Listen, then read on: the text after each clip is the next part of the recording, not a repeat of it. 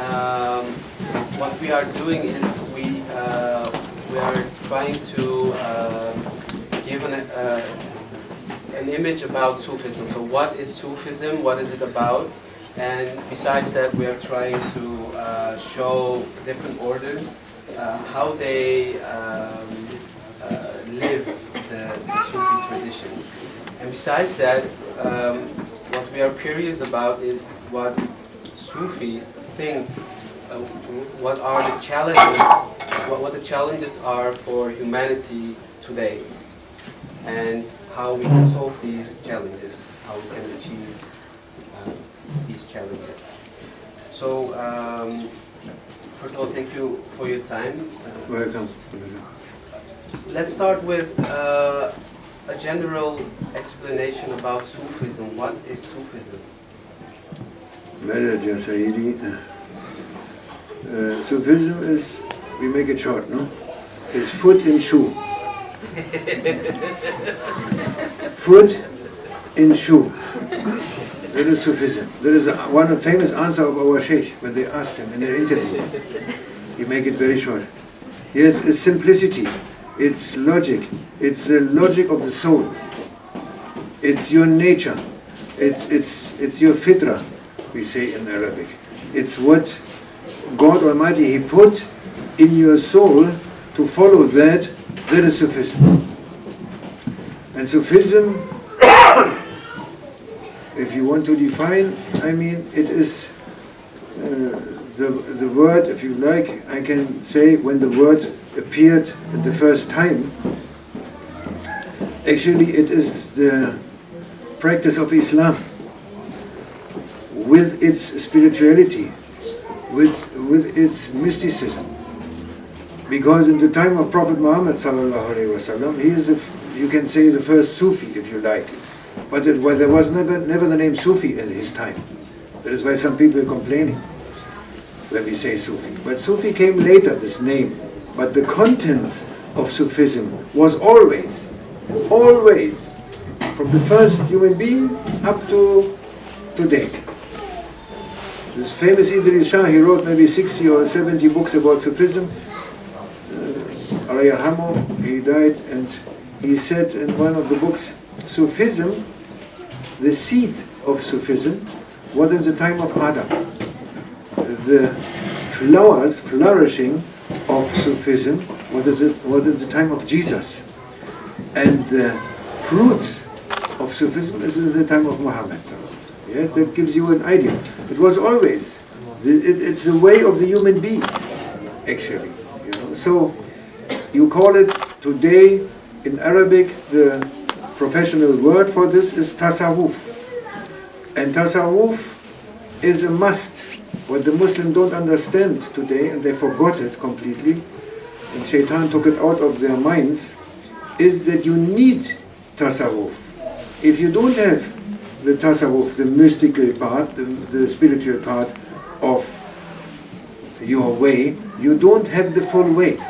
Because Gabriel alayhi salam, in a very, very famous hadith in the report, with every Muslim from 3 years old, they are teaching up to the last 120 years old man, he knows this, that Jibreel came down, Gabriel, he came down, one day they were sitting in a round, the Prophet with his companions, coming a stranger inside. Nobody knows where he came from, he had no traces of traveling, he was so beautiful, so shining that they couldn't look at him, he had such a nice long black hair, white garb. He sit just now, he says Salaam alaikum, he sit in front of Prophet and say, what is Islam? Asking. Prophet said Islam is to pray, Hajj and fasting and declaring that there is only God and Sayyidina Muhammad is his prophet and so on. Then what is Iman? What is the belief? He is declaring belief in the heavens, in the angels, in God, in the day of judgment, and that there is the good and the bad that Allah created. God created both. Yes, the good and the evil and the good. Yes, what is ihsan? He's asking at the third question. Ihsan is that you act and you know that God sees you. He's looking at you. And if you don't see him, you must know that he looks at you. This is a state of consciousness actually. It's a consciousness, alertness, awakeness that Allah is existing. Yes, that is Sufism. And then, to finish this, he said, the Prophet said like this, and the man, the stranger, he went out. He said, Assalamu alaikum, thank you. Then Omar, radiallahu anhu, this famous companion, Omar, Prophet asked him, oh Omar, do you know who that was? He said, I don't know. You know better and Allah knows. Go and look where he is. He went out, nobody there. Then he came back, he said, Ya Rasulullah, there's nobody anywhere. I don't know where he went. There's a plane, he disappeared. Then he said, this was Gabriel, peace be upon him, to teach you your deen. He came to teach you your way. O Muslims, wake up! Wake up from your sleep, from your cheating, from your lying, from your unconsciousness. Wake up if you want to make it better. Believe in that. Your way is Islam, Iman and Ihsan. Not only Islam. No. It's not complete. You cannot make it. Sufism is Islam and Islam is Sufism. It belongs together, like the coconut and the milk. Yeah. Thank you very much. Before we continue, could you please, I hear a lot of noise in the back. Is there any chance the door can be closed? Kan iemand daar even van helpen? And people in the back, could you keep it a little bit more quiet, please? Nee, zeg maar ook in het Turks natuurlijk. Hè.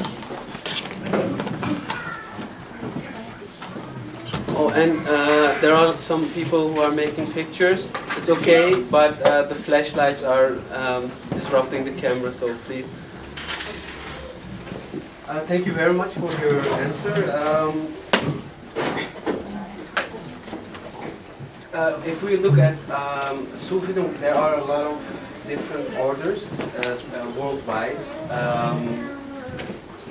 How did those orders appear, and what makes them different from one another? Exactly. That is the question that we want to. In the time of Muhammad, it was all one. And what he was preaching, like all prophets, was leave the love for this world and take the love, eternal love for your Lord. That is your happiness. Then when he passed away, Rasulullah sallallahu alaihi wasallam, it was all right in the first generation, second generation, third generation, fourth generation, and the fourth generation is coming, getting difficult. People happened to love the world again. Yeah, there were some rulers, they loved the luxury, and it started again, the problems. What happened is that there were some people, they were still connected with some of the companions, they were holding fast to the way of the Prophet. And they didn't do what they were asking to do, like the others. And they were mostly asceticism. And they had the wool on them. And they were called Sufis. They called them Sufis. Sufis were those who kept the way, the original way of Prophet Muhammad. In opposite to people who left it. Because they left for the world again. For the money, for the luxury, for power, for all the egoisms. Then, after that, coming the different orders. Well, yeah, they started to organize. But that is now again in our times not so important anymore. Our teacher, Sheikh Muhammad Nazim al-Haqqani, he passed away 1.5 years ago. He said 5 years ago that it is not important anymore, all these Sufi orders. It is all became one. Yes, Prophet is in the spirituality, he is Sultan, the king of all of them, initiator of all of them finally, and there's sheikhs and teachers you can find, but it's not important the name. Everyone is together on the same way of Prophet Muhammad sallallahu alaihi wasallam. It's not anymore, some they whirl, some they make this zikr, some loud zikr, silent zikr. It's not important. You know, only what is important is for anyone who likes to complete his spirituality, his to being a human being actually, he must find one teacher, one person, or more also, it doesn't matter, but he must find someone who completed the way so that he can follow. Yes, because you need for everything a professional. Also for that kind of spirituality, or you want to make yourself perfect, that you need a perfect one. Yes, so you have to look for someone, you know, some master, spiritual master. Thank you. This might be a little bit controversial. Of course, there are different interpretations on the Islam. You have, I don't want to call them extremists, radical, maybe conservative might be the right term. You have conservative groups who decline Sufism and Sufis. Why is this like that? Because they don't know. There is always, if you don't know, you have two possibilities. You say, I believe, maybe I'm open to this, but if you don't, your ego is saying, no, it is dangerous for me, then you cut. You say, no, it's not existing. Yes? The light is very clear from Prophet Muhammad. Very, very clear. So clear that you can only you take it or you deny it. There is two possibilities. And what Sufism is concerned, Sufism is actually the medicine. Conservative, we are conservative. Very conservative. Yes. Sufism is conservative. We are sticking to the way of Prophet Muhammad. 100%. But we are not extremists. We know that the Prophet said, extremism is not from Islam. Not from Islam. Islam is a middle way. Is a middle way. Is a tolerant way. And you see it in 1400 years of Islam. How tolerant was Islam? You must look, you must learn. O historians, O doctors, O professors, you never look to that fact. You never teach Ottoman Empire story, where all the Christians live together. Jewish, Christians, everyone, yes, repairing churches, making new churches, and the Muslims. They had their law, and it was very peaceful living together.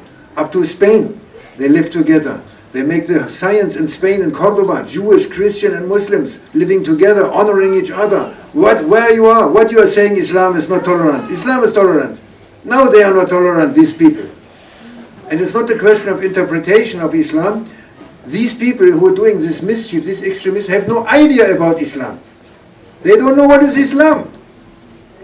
If you look who is going to ISIS from Germany, for instance, or from Holland, I don't know from where, this is all people coming from the prison, no work, no education, nothing. They don't know anything.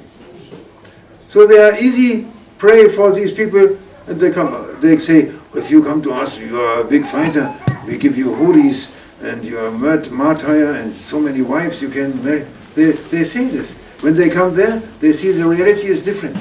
These are shaitan people. ISIS. And the Prophet said about this group, Sayyidina Ali actually said it. Sayyidina Ali, he said exactly, he was describing this group. Long hair, they call themselves after villages, after where they come from. They say that we are truthful, they are not truthful. They say we are speaking truth, they are speaking the wrong one, they are lying. And so on. He's describing exactly this group. I can show you. Then he said the advice in this time for a Muslim is not to move your feet. Don't move your feet. Means don't involve there in that politic. Don't do it. They will kill each other, these extremists and fundamentalists. They are coming from the Wahhabis. The spiritual, energetic field is from Wahhabism. Wahhabism is a very terrible sickness coming from Saudi Arabia. Coming 1750, 1740, 1750, 60. from a crazy one, Ibn Abdul Wahhab.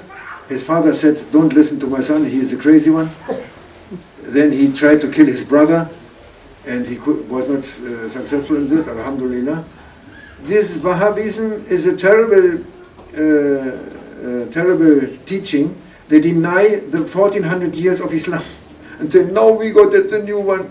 Yes, and you must not believe in Prophet. Prophet is dead, nothing anymore, no spirituality, no, only we are here, listen to us. This is Wahhabi, to make it short. And from that field, from that spiritual poorness, from that idiot darkness, there come such groups like these extremists. Thank you. Your order is a Naqshbandi order. Could you give a short, like a little bit of history on this order? Yes, it is easy, because the Prophet Muhammad ﷺ, he is the initiator of all of them, and he initiated the Sufi orders in over 2 persons. There are 2 next persons, and all of them going through them. 40 tarikats, they are going through Ali, Sayyidina Ali, his son-in-law. So the Prophet, he gave 40 different aspects and secrets which became orders later, he gave to the heart of Sayyidina Ali. He is initiator of 40 different lines. And one line is through Abu Bakr as-Siddiq. Yes, that is a Naqshbandi line. Because the Prophet said, 2 famous sayings from Sayyidina Ali, he said, the Prophet said, I am the town of knowledge, and Sayyidina Ali is the door to that town of knowledge. Yeah? So many things through him. Then he said on another occasion, everything what Allah poured in my chest, I poured in the chest of Abu Bakr Siddiq. Yeah? So everything with all the secrets he put in the chest of Abu Bakr Siddiq, and Abu Bakr Siddiq is the father of the Naqshbandi line. It's clear. Up to our Sheikh. He's the 40th Sheikh.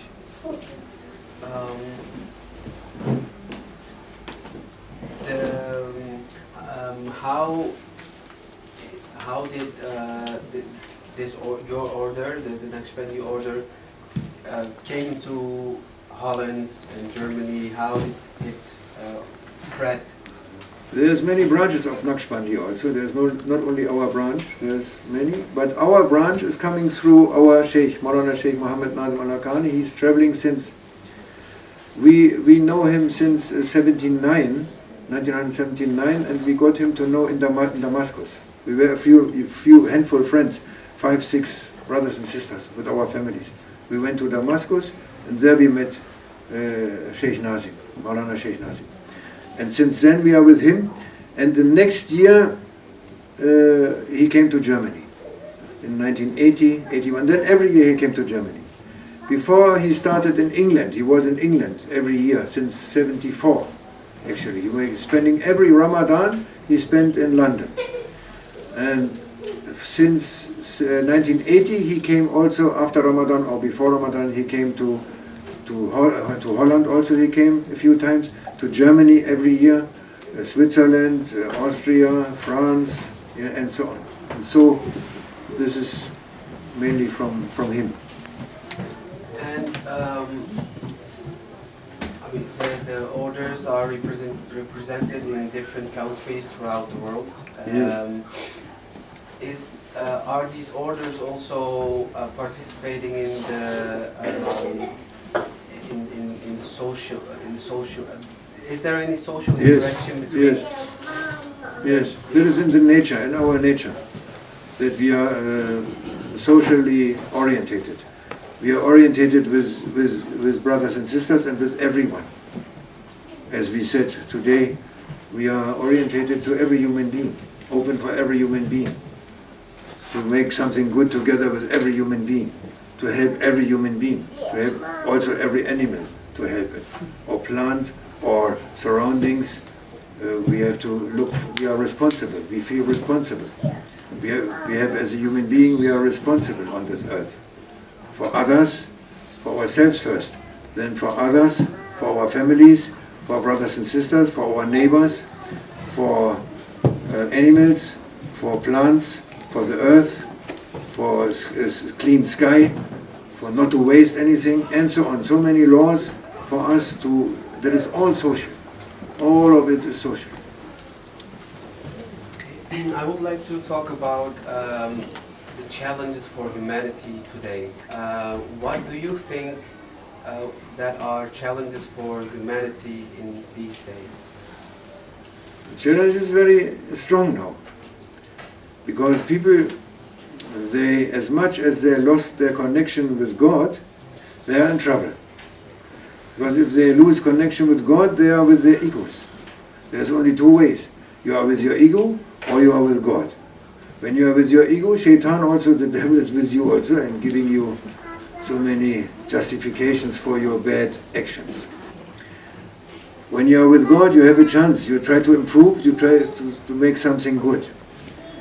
Now, you can say, the quantity of human beings, they are on the other way. God, nobody likes. United Nations is very proud. Our helper, United Nations, great helper in the world, very proud not to, because our Sheikh, he would try to pray, he was invited in the building, he prayed in the corner, and then coming the guards, saying, it's forbidden to pray here. And they say, why, what is the problem? I'm praying in that, there's a big building, nobody sees me, I'm praying, I'm making a prostration in that corner here, what is the problem? They, no, yeah. And we are very proud that in the whole building, they said, the whole building you can nowhere find the word God written. They're very proud on that. Very happy not to say God. No God, no. Very proud. United Nations, your friend and helper. Yes, who declared for the new world order, for the new age human being. What we shall do with him? We must, I read it with my own eyes, black on white, the statues. You must put the child 3 years in school, not 6 years, 3 years. Why? To prevent the bad influence of the family. MashaAllah. Yes, then they say in the next sentence, yes, we have to weaken some points so that the new world human being, will be okay. You have to weaken the family, you have to weaken national feeling, and you have to weaken the religion. These three things you must weaken in the new age human being. You see, so there is a challenge. There are coming wars. There are coming madness. I see people getting mad more and more every day. They're getting afraid. There's refugees. We are challenged. I'm proud of I must say, I was not very fond of her, Astaghfirullah. I was not very proud of her, our Bundeschancellor, but now I'm very proud of her. MashaAllah. She said 2 times Islam belongs to Germany. She repeated also, and she says, welcome to the refugees. I'm happy with her. And then people, they are dividing. You know, the people, they give hatred, and people try to love. There's a division. So this is a challenge. And to answer this challenge, I can only advise, or we can only follow the advice of our Sheikh, of our Master, that you look after your heart, that you prove your heart, that you develop your consciousness, universal consciousness, that the love for God, the love for love, the love for beauty, and stay with that in your heart and practice this and say to other people and love someone, love one, love two, love, spread the love. Don't make big aims now, you cannot do it. The challenge is that you keep yourself, because it's very difficult. It's coming more difficulties. If we look at in general, when people are talking about Islam, we see that the voice of Sufism, let me put it like that, the voice of Sufism isn't heard that much. Right. How is this possible? Why is this, and how is that possible? That is possible because They brainwashed the brains of Muslims and other people. They are brainwashed by shaitan. Wahhabism is one big thing. Wahhabism could only spread because of the money. If they wouldn't have found the money later in the petrol, Wahhabism, you would not know what it is today. But since they found these milliards of money, and they print everything, and they build I build you a mosque, oh, a mosque. Yeah. They don't help Syria. They asked, help Syria. Why are you not helping Syria? They said, why don't you not taking any refugees? And with all your money, you're not helping anyone. No, but they pay secretly for the ISIS money. And then they say, yes, no, we cannot take refugees, but we build you mosques. Then we build you mosques. When your country is finished, then we build you some mosque with our teachings, with our imams, to spread Wahhabism. You see, and the other thing is from Turkey. From Turkey, this Ataturk, when he came into power, pushed by the West to finish the Osmanic Empire, that is very clear in the history. Then that Ataturk, the first thing he did when he came to power was finishing Sufism. He was very clever, he was not stupid. He knew that the power of Islam, the power of belief, the power of goodness is coming from Sufism, because there is love, you find there love. And love is the most powerful thing in the world. You cannot finish love, never. They can try what they want. They never finish love, never. All these shaitan people and these superpower people, we rule the world. Okay, you will see who is ruling the world. Allah is ruling the world, and love will be victorious. He make a law to finish all zikr. Still, today, if you read the law, Turkish law, you find zikr is forbidden officially. To wear a turban is forbidden. To have a dargah and such a meeting is forbidden officially. No, they don't keep it so much, but it's still in the law.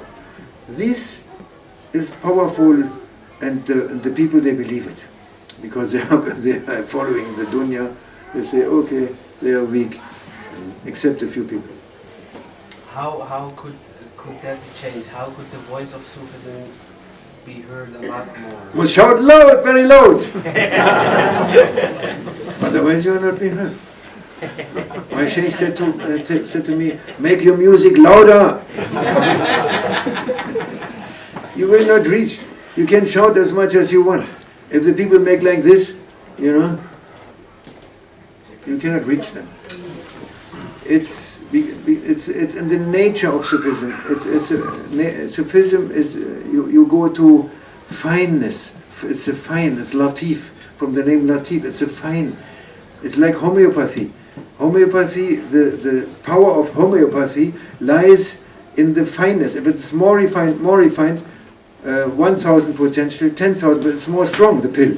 This little pill, If it has 10,000 potential, it means it's 10,000 times refined, more fine. You cannot find anything from material anymore. It's only the information. Very powerful, that pill. And this is Sufism. The information is powerful, but it's very fine. You have to be open and you have to look for it. But it's a medicine, it's the only medicine against extremism. The government, they must know. They must know that Sufism, they have to support Sufism. If they want to get rid of the problem of terror, of extremism, of Wahhabism, of all these dirty teachings, they have to support Sufism, really with money, with everything, with their power. If not, I'm very sorry. I don't see good future. Sufism is the antidote of extremism. Yes, exactly. Is there any interaction between different Sufi orders? Not really. There is in the method. They are all the same.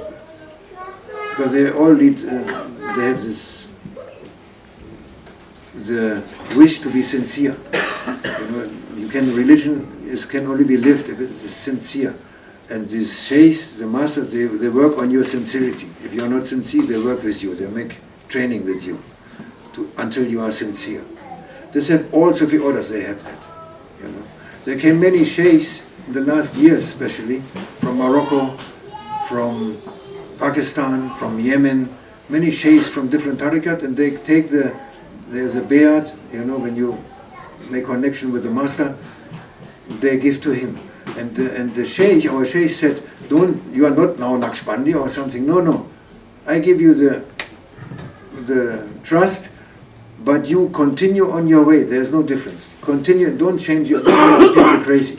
No, leave them on the way, the way is okay. The method, if the method is a little bit different, doesn't matter. It's not important. Could there be any kind of bond between different orders to increase the voice of Sufism? Could all these different orders come together to increase the voice of Sufism? We try this in Germany. Just now we are in the process. We created we are just forming an association just now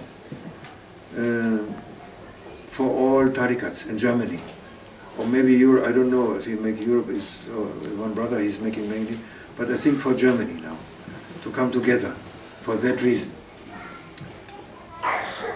For that reason, it is important to come together, to have a voice against them. They must come together. They must work together. But the governments, unfortunately, they are not noticing us. They don't like us because we are looking so funny. They say, this man, he must be crazy a little bit if he looks, what is this? And so, no, we like the other Muslims with the suits and with the ties. It's better for us. We can speak with them. We have so many Muslims sitting in government, and they are accepting, but they are not making a clear flag. They are compromising, you know. They want to profile themselves. They are also happy with the government to live a little bit television and this and that. We need haqq, we need truth. And don't be cheated by outside, you know, by outside appearance. That is for our love. We love our sheikh, we dress. I'm an old one, for me it doesn't matter. But we have many, they are dressing normal also, or normal. Yeah, it doesn't matter how you dress, it's not important. If you like to express yourself, your love for the teaching, you can dress like this. If not, it's also okay. It doesn't say anything about your heart. Yeah? You can dress like this, but your heart may be different. Dangerous. Yes. Thank you very much. Our light is just off, and I think I just reached the estimated time of half an hour. If you are content, yes. We thank are you also very much for your welcome. And thank you all for listening and taking the time to listen to this conversation. Welcome. I would like to thank you again for your time, and Thank you also for I hope your that interest. we could make something. We can make something I hope. great out of it. I hope. Thank you very much.